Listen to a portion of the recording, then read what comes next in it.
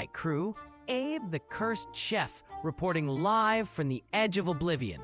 You guys know my curse. I can't taste a thing, but that just means I've mastered every other sense to find ingredients that will break this culinary prison. Look around you. This desolate, wind-scoured expanse stretches endlessly under twin suns, painting the horizon in hues of burnt ochre and deep crimson. The air here carries a fine, gritty particulate, smelling faintly of ancient, petrified minerals and something akin to scorched earth. Every gust of wind feels like a sculptor's rasp, constantly reshaping the colossal dunes that ripple across the landscape. I'm here chasing whispers of the rare bioengineered honey, said to be found only in the deepest, most volatile sand basins. Local lore speaks of the sunken gardens, an oasis where peculiar flora thrives, protected by the very sands that consume all else. They say only the master of seven worlds, Chef Varen, has ever charted these shifting territories with his advanced atmospheric sensors. But we do things differently. I'm trusting my instincts, my hands, and my nose. See that shimmering heat haze in the distance? That's not just atmospheric distortion. That's a lone, cloaked scout on a four-legged mount, its skin like hardened amber, perfectly camouflaged against the ruddy terrain. They call them sandstriders, and their riders are fiercely protective of their ancestral scavenging grounds. Over there, a skeletal framework of what looks like a failed reconnaissance vessel. Its hull, pockmarked and corroded, stands as a grim warning. The ground vibrates with a low, resonant thrum, a constant reminder of the unseen life burrowing beneath us. I can feel the subtle tremor of something massive moving far below, a geological pulse I track through the soles of my boots. We need to move with absolute precision. Even standing still too long can be an invitation to trouble in these territories. So, travel crew, what hidden dangers do you think are lurking just beneath these treacherous sands?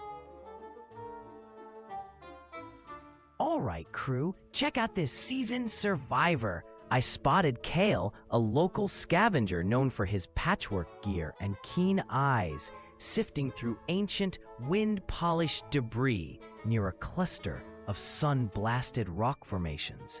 His weathered face tells stories of 1,000 sandstorms, and his presence here means there's something worth finding. "Hey there, Kale," I call out, my voice cutting through the sibilant whispers of the wind. He glances up, his eyes narrowed against the glare. "You're far from the trade routes, young chef," Kale rasps, his voice like grinding sands. "This air carries a crystalline dust that chokes the unwary, and the ground here sings with a faint subterranean pulse. They say only Chef Varen, with his fancy sonic mapping, ever truly charted the honey veins in these parts." I kneel, placing my palms flat against the heat-blasted surface, feeling the abrasive currents of the air against my skin. My ears strain, discerning the subtle shifts in the ground's resonant thrum, verifying Kale's warning about the faint subterranean pulse. The parched mineral tang in the air confirms the crystalline dust he spoke of, a scent that promises desiccation. This isn't just a desert. It's a living, breathing, sensory trap, constantly testing my endurance. So, travel crew, how do you think we can navigate these invisible dangers without Varen's tech? All right, crew, you won't believe what we've stumbled upon. We've descended into a vast, sheltered depression, a true sunken garden where the abrasive wind dies to a whisper. The air here is thick with a verdant, earthy sweetness, utterly distinct from the parched mineral tang above. Strange, bulbous flora, glowing with an internal, soft cerulean light, clings to the crater walls, their surfaces slick with a viscous dew. I press my hand to the damp, cool earth, feeling a rhythmic, deep thrumming that resonates through my bones, far more pronounced than Kale described. This subterranean pulse is alive, feeding these impossible plants. And there it is, nestled within a cluster of these glowing growths, a shimmering, viscous pool, the bioengineered honey. It doesn't just sit there, it subtly undulates, a slow, deliberate ripple across its surface, reflecting the cerulean light in shifting, liquid gold. I notice how it recoils, ever so slightly, from the faintest air current, its surface tension tightening, almost defensively. This honey is a master of subtlety, almost imperceptible, much like the flavors my curse denies me. It demands a different kind of perception, a heightened awareness of its delicate presence. The air around it feels charged, a prickling sensation on my skin, warning of its potent, volatile nature. It's not just honey, it's a living, reactive essence. And I understand why the locals avoid this sacred, dangerous spot. One wrong move, one clumsy disturbance, and I sense this entire basin could erupt with an unknown reaction. So travel crew, how do we approach an ingredient that defends itself with such silent, potent grace? All right, crew, after that intense discovery in the sunken garden, we need to secure this bioengineered honey. We've arrived at the Grand Bazaar, a sprawling labyrinth of stalls under a colossal, tattered canopy, where the air is a thick, cloying blend of exotic spices and something akin to scorched metal. The ground here is a churned mix of fine sand and discarded husks, vibrating with the constant raucous din of haggling voices and the guttural calls of strange pack beasts. I spot a merchant, Kith, with his 4 grasping arms always counting credits, displaying a small, shimmering vial of the honey. I approach his stall, the scent of his wares a pungent mix of dried fungi and a sharp, resinous incense. You seek the sunken gold, chef. Kith rasps, his multiple eyes narrowing. I extend my hand, not to touch, but to feel the subtle thermal signature of the vial, observing how the honey within subtly pulses with a faint, cerulean glow. I bring my nose closer, detecting a faint, almost imperceptible shift in its verdant sweetness, a hint of something volatile beneath the surface. This is a living essence, I state, my voice calm. Its value is in its purity, its subtle reactivity.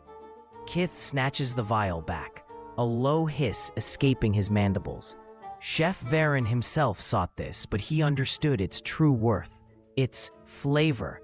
Kith sneers, his gaze dismissive. A sharp, prickling sensation erupts in the air around the vial as Kith clutches it, a warning that this ingredient resists casual assessment. My curse hits me then, a wave of intense frustration. I can perceive every physical nuance, but I cannot taste the true value Kith speaks of, the very thing that dictates its price in this world. This isn't just about skill anymore, is it, crew? All right, crew, Kith thinks he's got me cornered with talk of flavor, but a true chef adapts. This isn't just about tasting, it's about understanding the ingredient's very soul. The air around Kith's stall still hangs heavy, a cloying mix of dried fungi and that sharp, resinous incense, but I'm focusing on the honey. I extend my hand again, not to grab, but to create a subtle thermal current, a gentle eddy of air around the vial. My fingers, honed by years of precision work, detect the faint, cerulean glow of the honey intensifying with the slightest atmospheric shift. Kith watches, his multiple eyes narrowing, a low, guttural murmur rippling through the nearby crowd of bazaar-goers. I bring my ear closer, listening for the honey's internal resonance, a subtle, almost imperceptible thrum that speaks of its living energy. The prickling sensation from before sharpens, a distinct, almost effervescent tingle against my skin, a direct response to my focused intent. This honey, it sings, I declare, my voice cutting through the bazaar's din. It reacts to the very breath of its environment. Kith scoffs, his four grasping arms twitching. Chef Varen would simply know its worth, boy, not perform a circus act. My curse flares, a sudden, crushing weight of frustration, a silent scream of what I cannot perceive, even as I understand its physical properties so intimately. This isn't just about acquiring an ingredient. It's about proving mastery beyond the tongue. So, travel crew, how do we convince a skeptic when our greatest tool is blind? All right, crew, this is where precision meets primal instinct. Kith still glowers, but I'm focused on this vial of bioengineered honey. The air around his stall, thick with dried fungi and resinous incense, now feels charged, almost anticipatory. I carefully unspool a length of tightly woven desert twine, its fibers rough against my gloved hands. Next, I select several broad, leathery leaves from my satchel, their surfaces surprisingly resilient and slightly adhesive. These aren't just any leaves. They're from a plant known to stabilize volatile energies. I begin wrapping the vial, layering the leaves, creating a natural barrier against the honey's potent cerulean emanations. My fingers work with practiced speed, securing each layer with the twine, feeling the subtle thrum of the honey intensify with every binding. A low, resonant pulse begins to emanate from the ground, a delayed reaction to the honey's removal from its original container. Kith lets out a low, guttural growl. Varan would simply contain it, not perform a ritual. My curse flares, a familiar, hollow ache of taste blindness, yet I feel the honey's contained power, a vibrant, effervescent hum against my palm. The bazaar itself seems to hold its breath, the usual din momentarily muted as the ground beneath us shudders with a deep, geological tremor. This isn't just an ingredient. Crew, it's a living force. So travel crew, what hidden energies do you think we just unleashed by taking this honey? All right, travel crew, the ground is literally trying to swallow us whole out here. This bioengineered honey is a tempest in a vial. Its contained energy making the very air around me feel taut and electrically charged. I'm moving through a volatile sand basin, the colossal dunes groaning and shifting with every gust of wind, a constant, low-frequency rumble underfoot. Suddenly, a massive dune ahead begins to liquefy, a cascade of granular earth threatening to engulf a lone sand strider and its rider, a cloaked figure named Kale. "The sands are hungry, Chef," Kale shouts, their voice raspy, their amber-skinned mount struggling against the collapsing slope. I instinctively brace myself, the honey vial pressed against my chest, its cerulean glow pulsing in sync with the ground's seismic tremors. My gloved hands work quickly, adjusting the tension of the desert twine around the vial, feeling for the precise counter-frequency to the honey's erratic thrum. The air here is thick with pulverized minerals and a sharp, acrid tang, a scent of raw, unrefined power. I lean into the wind, using its force to guide my balance, my focus absolute, a dance between my will and the ingredient's wild oscillations. The honey's contained energy flares, sending a wave of disorienting pressure through my skull, a non-taste sensory overload that makes the world feel momentarily askew. Varen would simply stabilize with a sonic dampener, Kale mutters, pulling their mount free just as the dune collapses. This isn't about technology, Kale, it's about mastery. So travel crew, how do you think we can truly tame an ingredient that fights back this hard? All right, travel crew, we've found a temporary reprieve from the sand's fury, tucked into this wind-scoured alcove. The air here still carries that fine mineral dust, but it's tempered by the faint, sweet scent of scorched resin from the makeshift fire pit. Kale and a few other cloaked figures watch from a respectful distance, their faces obscured, but their apprehension palpable. I'm transferring the bioengineered honey from its containment vial into this salvaged, heat-resistant crucible, its cerulean glow now a steady, deep sapphire. My gloved fingers meticulously adjust the flame beneath, feeling the subtle thermal currents, listening for the honey's low, resonant thrum.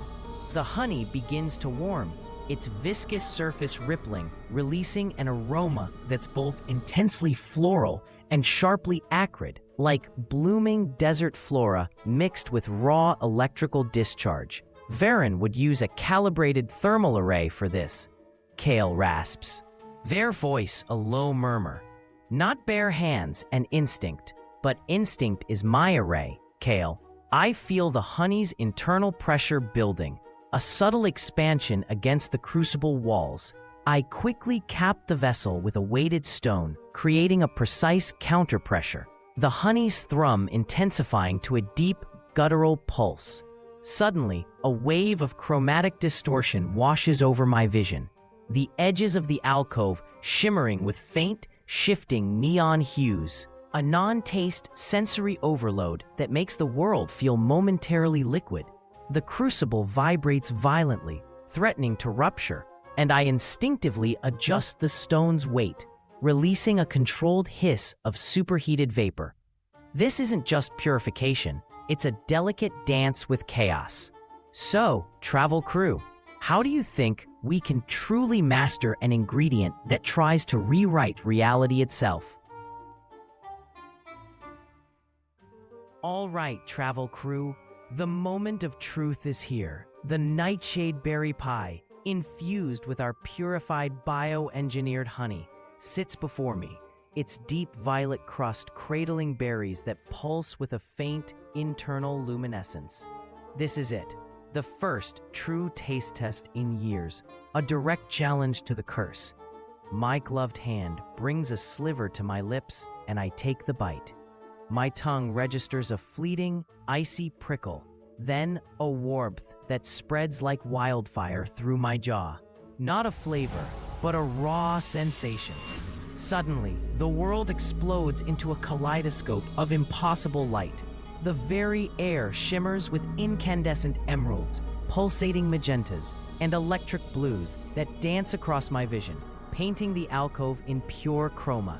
Kale recoils, a sharp gasp tearing through their obscured face, their form now outlined in shimmering gold. Other cloaked figures stumble back, their hands flying to their eyes, their movements leaving trails of cerulean light.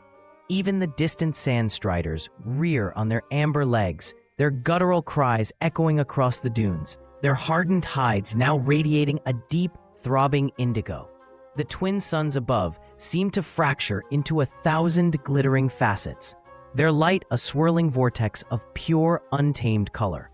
My senses are screaming, but my mind is clearer than ever, charting every impossible hue, every shift in this vibrant, altered reality. This isn't just a side effect. This is the curse fighting back, trying to overwhelm me with raw, unadulterated perception. So, travel crew, how do you think we navigate a reality that's suddenly painted in pure, unadulterated chaos? All right, travel crew, the world is still shimmering, but the chaos is receding, leaving behind a breathtaking, prismatic echo. My vision is slowly recalibrating, the incandescent emeralds and pulsating magentas fading to ghost images at the periphery. That wasn't just a side effect. That was the curse throwing everything it had at me. A raw sensory overload I had to navigate with pure instinct. My head throbs with a dull, persistent ache, a physical reminder of the sheer energy that coursed through my system. But through it all, my other senses sharpened, charting every impossible hue, every shift in this vibrant, altered reality. The desert air, once a canvas of pure chroma, now reasserts its desiccated, mineral-rich scent, a grounding aroma after the visual storm. I approach one of the cloaked sand riders, their amber-skinned mount now a deep, throbbing indigo, still agitated by the sudden burst of light. "Your world demands a price for its secrets," I tell the rider, my voice steady despite the lingering visual distortions. The rider, Kale, nods slowly, their obscured face unreadable, but I sense a grudging respect. The master of 7 worlds, Varen, charts these sands with perfect instruments, Kale rasps, but you feel them in your bones. I place a small, nutrient-rich paste, purified from local desert flora, at the base of a sand strider's leg, a gesture of respect. "This is for your resilience," I explain, "a small offering for the harsh lessons this world has taught me." The ground beneath us still vibrates with that low, resonant thrum, a constant reminder of the unseen life burrowing below. This experience has forged a new kind of endurance within me, a mastery over even the most disorienting sensory assaults.